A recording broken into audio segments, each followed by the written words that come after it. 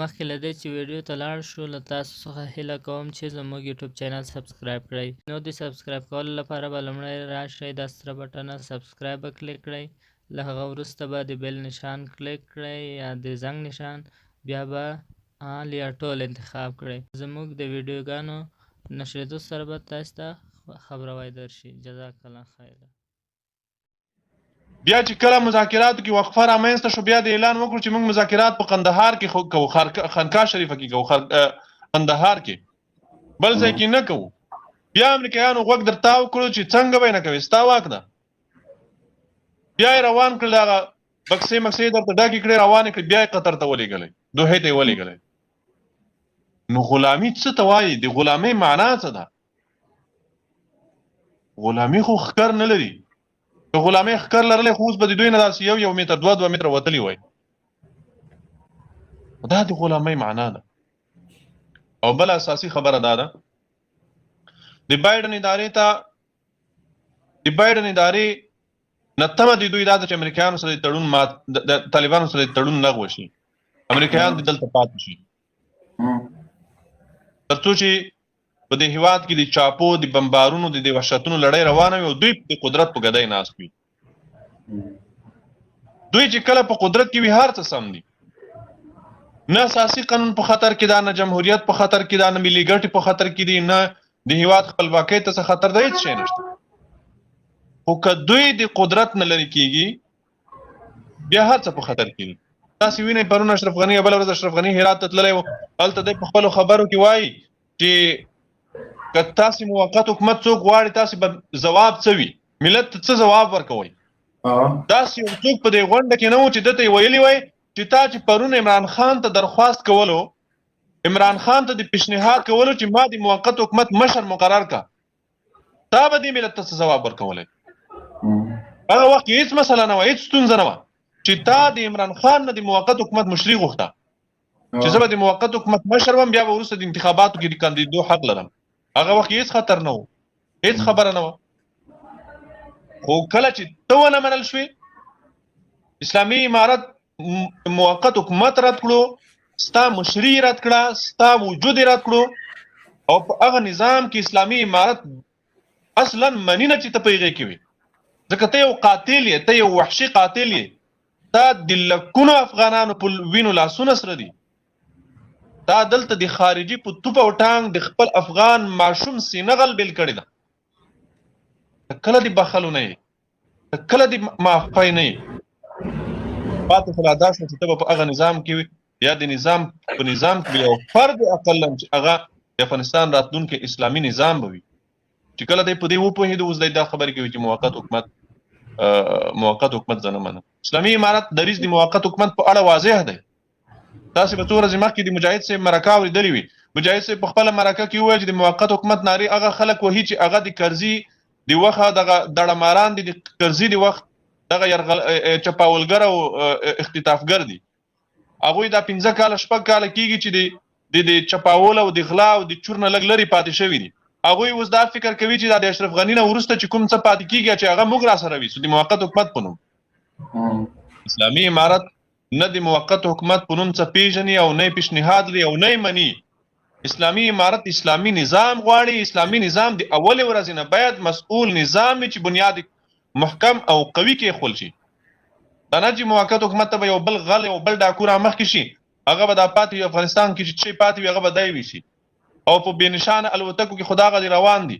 د سیګار راپور به تاسې اورېدلی وي. سیګار په خپل راپور کې وایي چې په تېر یوه کال کې 4 میلیارده ډالر افغانستان ته راغلي دي، خو 4.5 میلیارده ډالر د افغانستان نه بیرته وتلي دي. 4 میلیارده راغلي دي، 4.5 میلیارده ډالر بیرته د افغانستان نه وتلي دي. او د سیګار محترم دغه شي ته اسلامي امارت خبرګون ولې نه کوي؟ ولې نړیوالو ته وایي نه دغه خو بربنډه غلا وه په میلیاردونو ډالر ځي، لیکن طالبانو کې باندې خاموشي اختیار کړې ده. دا خو د ملت پیسې دي.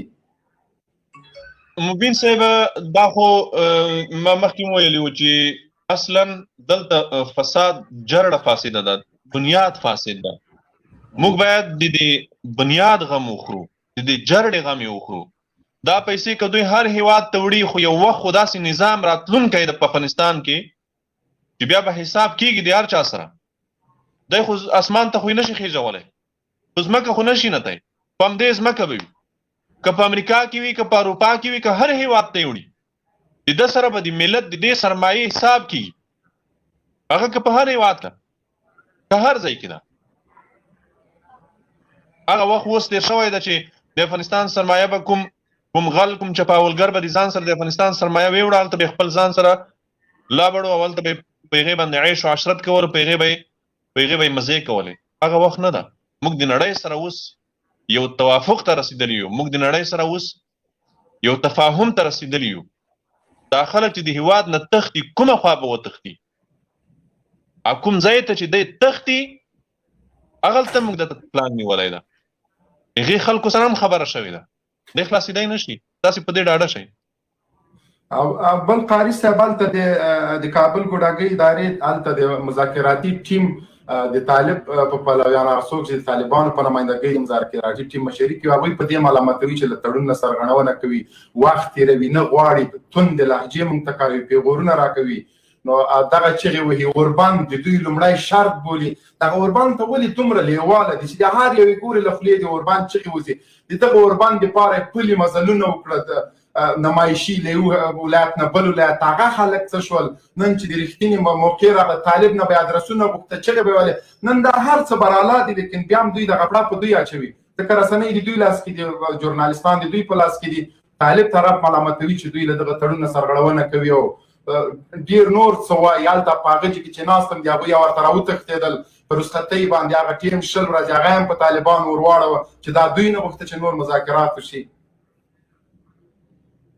مبین صاحب، دا خو واضح حقیقت دا دی چې مذاکرات خو اسلامي امارت خو دا خلک چې دوی وایي، واقعیت دا دی چې هلته مذاکراتو کې د دوی سره داسې تعامل نه کېږي. دوی خو دا فکر کولو دوی چې هلته لاړ شي نو بس انجې خولې نیولې وي، خاندي او دا ګپ شپ لګوي. نو مذاکراتي ټیم خو دې دپاره دوی سره نه تللی چې هلته دوی سره پیپسۍ وشوکوي او هلته دوی سره ګپ شپ ولګوي. اسلامي امارت مشران یا یوازې مشران نه، ټول ولس د خلکو ته د غلامانو په سترګه ګوري. یعنې په مذاکرات ټیم میز د دوی سره ناستی د دوی حیثیت نشي بدلولی.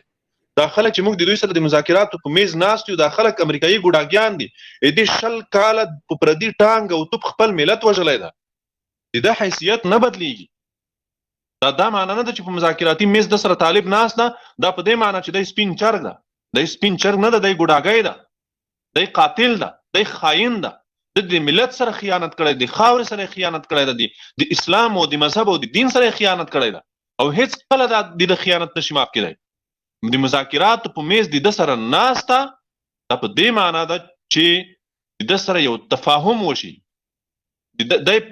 دی وپوهول شي او په راتلونکي کې دی خپلې غلطۍ ته متوجه شي او دی په دې اګاه کړل شي چې دا تا څه چې په تیر کې تا کړي دا ستا غلطي وه، دا ستا اشتباه وه، په راتلونکي کې مه تکراروه. خو دا معنا نه ده چې په تیر کې تا هېڅ غلطي نه ده کړې، ته سپین چرګ یې. همدا دلیل ده چې اسلامي امارت مشران د دوی سره داسې تعامل کوي. دا د دوی خبره، د دوی واقعیت دی. د دوی سره باید دغسې تعامل وشي، سخت تعامل ورسره وشي، سخته رویه ورسره وشي. ځکه دا قاتلان د دې 20 کاله د امریکایانو په ټانګ او توپ خپل ملت وژلی ده. دا یوازې په افغاني ملت او په اسلامي ملت کې نه، په ټولو دینونو، په ټولو ملتونو کې دا ډول خلک د ځمکې په مخ تر ټولو پست او ذلیل خلک ده. او تاسې به د محب خبرې اورېدلې وي، د محب خبرې به تاسې اورېدلې وي. دوی وایي چې طالبان سولې ته ژمن نه دي، سوله نه غواړي. او رښتیا ده، داسې سوله زه نه غواړم چې ته شامۍ محب په هغې کې په واک کې پاتې شي، د واک په ګدۍ پاتې شي. زه سوله غواړم. قاري صاحب محترم، ما دا نور کسان را جګ کړل، تا غږ ټیټ شو. ښه مهرباني، ازادۍ دپاره وینه ورکړې ده. دماغ غږ درځي قاري صاحب؟ دماغ غږ شته قاري صاحب؟ غږ شته قاري صاحب. قاري صاحب محترم، قاري صاحب محترم، قاري صاحب د تاسو غږ قطع شو چون انټرنیټ مو کمزوری ده. ما چې دا 2 کسان را جګ کړل، د تا ښه صحیح اواز و، اواز مو قطع شو. زه به کوشش کوم چې یو کس را جګ کړم، تر هغو تا نه مبین صاحب اواز مې څنګه ده؟ اوس صحیح ده. مخکې چې کسان را جګ کړه اواز دې بند شو، نه خامخا انټرنیټ باندې هغه راځي نو زه به یو کس راجع کوم دغه وروستي سوال ته قاري صاحب محترم که جواب ورکړي تعمیر و غږ دې شته قاري صاحب اورې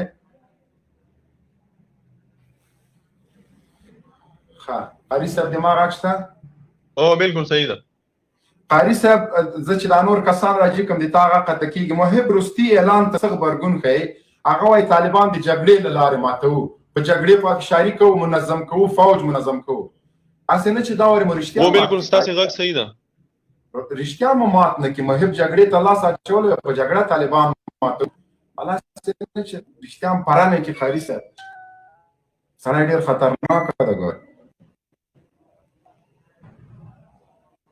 اورې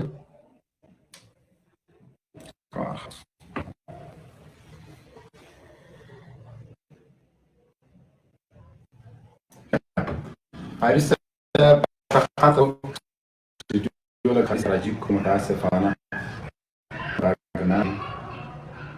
ملګرو لای خبرونه سره شیر کوي وامه ده چې قصه کې مو څه کې پیج باندېږي او کا آی ډي باندېږي وروره بل جوړو څه شاهین صاحب ته لږ راجیک څه د اسټوډیو ته کاکا خان محمد سلام علیکم کاکا خان محمد افتخار کوشش کوئ چې دلته راځئ نومونه مو سم صحیح کاکا خان محمد هم نه اوري افتخار افغان چې چا غږ نه کوو ډایرکټ سلام علیکم مبین صاحب وعلیکم السلام مهرباني وکړه مبین صاحب سلامونه قاری صاحب ته شاهین وردګ ته ټولو ته سلامونه وایم وعلیکم السلام مهرباني وکړه رحمت الله وبرکاته مبین صاحب قاری صاحب نام سوال دی مهرباني کا جو بایدن چرته د تړون سرغړاونه وکړه آیا بیا به د دې سره څه کیږي آیا بیا به دا جګړه واپس دغسې روانه وي لکه اوس چې روانه ده بالکل قاری صاحب محترم بیا په خیر راغلی غږ اورې او خیر دې په نصیب شه مبین صاحب غږ مې صحیح ده او غږ دې صحیح ده شاهین صاحب محترم اسټوډیو ته دوه کسانو نه زیات مجګو یو کس به راجګو تر څو قاری صاحب انټرنیټ کې مشکل ده چې کسان زیات راجګ کوي دا आवाज بنديږي و قاری صاحب هغه یو ورور افغان افتخار افغان سوال دا او که جو بایدن له تړون سرغړونه ونه کوي جواب به متسوي عکس العمل به متسوي نو محترمه دی امریکایان چې کله تړون سرغړونه وکوي جواب دا دی چې جهاد به دوام لري تر هغه وخت پورې چې اشغالګر د افغانستان نه وشړل شي اول خو به جو بایدن یا د اداره داسې جرأت ونه کوي داسې غلطي به دوی ونه کوي چې هغه د تړون سرغړونه وکوي دا اوس هم دوی لګیا دي امارت ته خوارۍ زارۍ کوي چې یو څه وخت مخترا کوي خو قطعا به هم دوی ته دوی ته وخت ورنکړل شي کوم وخت چې دوی سره ټاکل شوی د په هغه وخت به امریکایان په بشپړ ډول د افغانستان نه وځي که چېرته ونه وتل په دوی به بیرته بریدونه شروع کیږي په دوی به بیرته عملیات شروع کیږي زموږ جهاد روان ده موږ امریکایانو ته خوارۍ نه کوو زارۍ نه کوو ورته موږ دوی د دې خاورې نه په سوال نه باسو دا تړون چې دوی د موږ سره کړی دی په سوال نه ده کړی دی په زاریو د موږ سره نه ده کړی دی په زور کړی ده دی د جهاد له برکته کړی ده او په دې خاوره کې اسلامي نظام قایمیږي اشغالګر شړل کیږي په راتلونکي کې دا خاوره ساتل کیږي دا په زور ساتل کیږي دا په جهاد ساتل کیږي دا په خوارایو زاریو نه ساتل کیږي قاری صاحب صحیح ده اوس د جو بایدن سره غاو شو کېدای شي جو بایدن په خپل غاب تړون باندې ودرېده او دا نور چې کوم افغان حکومت ته په خپل تړون باندې هغه تړون نه کوي دوی سره روان دي کنه دوی سره بچ کیږي لکه اوس امارات والا یو خطا یو ښه کوي کنه او افغان حکومت بل ښه کوي دوی سره بچ کیږي آیا دا جنگ به دغسې جاری روان وي څنګه ترتیب وي محترمه دی جو بایدن سره تړون شوی دا هغه به د افغانستان نه وځي د امریکایان به د افغانستان نه وځي کله چې امریکایان د افغانستان په ټاکلي تاریخ ووتل موږ د مذاکراتو لپاره د کابل ادارې او د نورو سیاسونو سره مذاکراتو ته ناست یو د مذاکراتو په میز او غاګ مو دوی ته دا ده چې موږ غواړو چې د افغانستان قضیه د خبرو له لارې حل شي د افغانستان کې موږ اسلامي نظام غواړو راځئ چې تاسو ته موږ په اسلامي نظام قناعت درکو تاسو چې په کومه برخه کې د اسلامي نظام څخه ویره لرئ تشویش لرئ اندېښنه لرئ راځئ چې موږ تاسو په هغې خبرې وکړو خو که چېرته تاسې د خبرو له لارې زموږ خپل اهداف د خبرو له لارې ترلاسه نه کړی شو د تفاهم د مذاکراتو له لارې ترلاسه نه کړی شو اخري اپشن خو زموږ په لاس کې ده چې هغه جهاد ده هغه بیا د موږ اخري لار ده اخیری وسله ده موږ په لاس چې بیا به د هغې له لارې موږ په هېواد کې اسلامي نظام قایموو. لکه نن محب نن بیان ورکړی چې موږ ته سوله کوو دوی سوله نه کوي. نو ما محترمه مخکې یادونه وکړله چې محب داسې سوله غواړي چې دی به پکې واکمن وي، دی به په همدې چوکۍ پاتې وي. موږ داسې سوله غواړو چې دی به محکوم وي، دی به حاکم نه وي. دا ټامۍ ده، دا د امریکا نه راغلی، دا انګریز روزلی ده، دا قاتل ده. دې دلته په دې هېواد کې په زرګونه انسانان افغانان وژلي دي. دی د دې واک او صلاحیت نه لري چې دی په دې ملت واکمن شي. موږ جهاد د دې لپاره نه ده کړی چې اشرف غني یا بل ټامۍ یا د انګریزانو بل غلام دی په دې ملت واکمن پاتې شي. نه، قطعا نه. دلته به واکمني په دې ملت د هغه چا حق ده چې هغې قرباني ورکړې ده، دا ملت آزاد کړی ده، د انګریزانو دې د خاورې نه شړلي دي، هغه خلک حق د واکمنۍ په دې ملت لري. موږ دوی ته سوال نه کوو. دلته ډېر خلک لکه داسې تېر شوي دي که نه، لکه رازق مثلا عزیز الله داسې به ډېر پاتې وي. دغه خلکو خو دلته موږ سره ډېر ظلمونه وکړه. افتخار افغان نور ته به مو وخت ورکړو، د تا به دا وروستی سوال وي. صحیح شو؟ صحیح شوله، صحیح ده. د دې سوال اجازت راکوئ؟ هو مهرباني وکړه، سوال وکړه. مهرباني سوال مې دا دی که نه ډېره په بخښنې سره چې دلته خو ډېر ظالمان قاتلان تېر شوي دي که نه. لکه مثال چې درته ووایو عزیز الله کاروان شو، رازق شو، دلته داسې نور ډېر هغه خو لاړل، لکه اوس نور پاتې شوي دي. دې سره به څه کېږي؟ ډېر ظلمونه کړي، ډېر لاسونه په وینو باندې سره دي. محترمه د اسلامي امارت دریځ دا د اسلامي امارت د امیر المؤمنین تیر څو واري تیر کال هم په د اخترونو کې عام عفو اعلان کړی ده. د اسلامي امارت خپل د ټولو عفو اعلان شوی ده. ولې هغه خلک چې غیر مشخص خلک یې وژلي دي، مقتولین معلوم دي، د مقتولین وارثان معلوم دي، هغه به په دوی عارض، هغه به په یوه اسلامي آزاده محکمه کې د دوی مرۍ ته لاس اچوي، دوی محکمه کوي، او هیڅوک هم د اسلام او د اسلام د حکم نه برتر او فوق نه ده. هغه که هر څوک د په دې ملت کې چې هر چا قتلونه وژنې کړي دي، هغه به د خپل قتل او قتال د خپل وژنو ځواب وایي، د دې مظلوم ملت ته به ځواب وایي. هیڅوک د دې نه فوق او بری نه ده. قاري صاحب محترم، هغه دوستم چې طالبانو تر کولاب ځغلولو موږ خو ډېر وخت لایف نه ده کړی، ډېر سوالونه لا جواب دي. هغه وایي طالبانو په کورونو لکه ګیدړو یا لکه ګرګ، دا فارسي کې ګرګ لیوه ته لکه چې وایي ننوځئ ووژنئ او مړه کړئ، او دا دومره به اسانه وي لکه څنګه چې دوستم فکر کوي. مبین صاحب هغه دوستم خبرې ما تاسو هم اورېدلې وي. دا بیچارهګۍ چې دا خو د اشغال په زور، د اشغال زېږنده مارشالانو، جنرالانو، سیاستوالان چې دي، دوی خو زور په همدې اشغالګرو ده.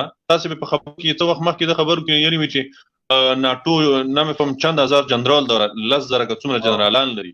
نو دا څنګه د موټرسایکل سوار نه ماتې خوري، موټرسایکل سپور سړي نه څنګه ماتې خوري؟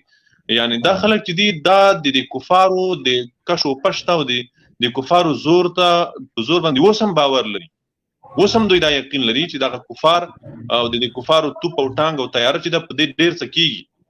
خو عملا اسلامي امارت مجاهدینو دوی ته وښیله، څرګنده یې کړه چې جنرال دوستم خپله ولسوالي، هغه ولسوالي چې دی پکې زېږېدلی ده، هغه ولسوالي د اسلامي امارت د مجاهدینو په لاس کې ده. دی د هغه خپله ولسوالي ازاده کړي د طالبانو نه. دی چې خبرې کوي په دې خبرو منځ کې داسې څوک نه پیدا کېږي چې دلته ورپورته شي چې ته چې دلته د کمرو مخې ته غور و پرش کوې. خو دا 20 کاله کېږي امریکایان چې راغلي دي وسله دې په لاس کې ده. امریکایان چې راغلي دي تا وسله او ټوپک د لاس نه ده کوز کړی. امریکایان چې راغلي دي په سلګونه د رجال برجسته ساتونکي لري، په سلګونه ملیشې لري، امریکایي ډالر در سره دي، هر قسم مسله در سره ده، ټانګونه در سره دي، واک دې په لاس کې ده، وسله دې په لاس کې. نو دا طالب ته ولې نشي ماتولی؟ اقلا هغه د خپلې ولسوالۍ نه طالب ولې نشي شړلی؟ هغه تا د زېږېدلو ځای ولې د طالب نه نشي ازادولی؟ داسې څوک نشته دې ته ووایي. نو خو 20 کاله ته چېرته وې؟ که دا 20 کاله ته وې، دی اوس راویښ شوې، اوس هم تا ته واخ ده، اوس هم تا ته موږ وایو چې په زړه کې به دې بیا ارمان پاتې وي. که بیا کولاب ته وتښتې، بیا د کولاب نه رالګیا وي چې ما ته مو وخت رانه کړي طالب سره جنګېدلی وای. موږ تا ته بیا هم وخت درکوو، راځه ګزو میدان ده، راځه چې په زړه کې د اندېښنه او وسواس پاتې نه شي. احمد سعید صاحب السلام علیکم ورحمۃ اللہ وبرکاتہ، مهرباني وکړه. وعلیکم السلام ورحمۃ اللہ وبرکاتہ. د لایف ټول بنوال ته خصوصا خالص ته او مبین صاحب ته سلامونه نیک هیلې وایم محترم په خپلو کارونو کامیاب ولره. ما غږ درځي مبین صاحب؟ و غږ دې شته مهرباني. تاسو موضوع د کابل ادارې د تمې په اړه باندې راخاست. کابل اداره جوبایدن حکومت تمه لري. داسې تمه زه وایم چې د کابل اداره په ډېرو وختونو کې امریکا ته ډېرې تمې درلودلې، خو هغه تمې موږ تاسو ولیدلې چې هغه تمې له خاورو سره خاورې شوې، ځکه چې امریکایانو او دلته چې دا کوم تړون د فت په 10 و چې د ملا برادر اخوند او د خلیلزاد مابین، دا تړون د یو مشخصو کسانو پورې اړه نه لري. د دې تړون په هر طرف کې ځان او شاته ولسونه پاتې دي. دا تر شا ولسونه دا تړون نه لري، او دا تړون یوازې د جو بایدن کار نه ده او نه یوازې د ټرمپ کار و. د دې تر شا بسته امریکا ولاړه ده. دا بل طرف کې دا که ووایو دا تړون یوازې د ملا برادر اخوند کار نه و، تر شا یې بسته افغانستان ولس، مؤمن ولس ولاړ ده. نو دا ولس دغه تړون هیڅوک نشي ماتولی. که د کابل اداره کوم ارمان او کومه تمه امریکا ته لري، زه وایم دا تمه به یې بې ګټې وي. شاید په څو ورځو کې موږ ووینو چې دا تمه یې هسې برباده ولاړه شي. دوی خو اوس هم تمې لري او بیا په غټو غونډو کې وایي چې طالبان د دې نظام او د راتلونکي سولې لپاره غټ خنډونه دي. خو دغه د دې دا خبرې دا هسې یو پروپاګنډونه دي. خپله هم پوهېږي که په خپل ګریوان کې سر کښته کړي چې موږ په څه باندې مبتلا یو، په کومه لاره باندې روان یو او څنګه کوو. امریکا ته کومې تمې لرو په دې وخت کې؟ امریکا اوس دومره پوه ده، دوی د امریکا په خپل کفري سیاست کې دې حد ته رسېدلې ده چې نن به د کابل اداره په دومره خوار او ذلته لاره باندې چې دا ولاړه ده، دا بیا امریکا څخه خپلې تمې حاصله کړي، دا هېڅکله د امکان وړ خبره نه ده. نو زه وایم د کابل اداره که دا کومې تمې لري د دې تمو تېره شي او د خپل ولس او د خپل افغانستان د اسلامي نظام د راتلونکي لپاره د اسلامي امارات او بلکې د اسلام ټول اوامر او د اسلامي نظام ته غاړه کېږدي. په دې کې بخیر وي. کنه دا تیک ته به مبین صاحب جاری وي، هم به دا تیک ته جاری وي، هم به دوی دغه انشاءالله قدرمن شه احمد سعید صاحب، الله مقدر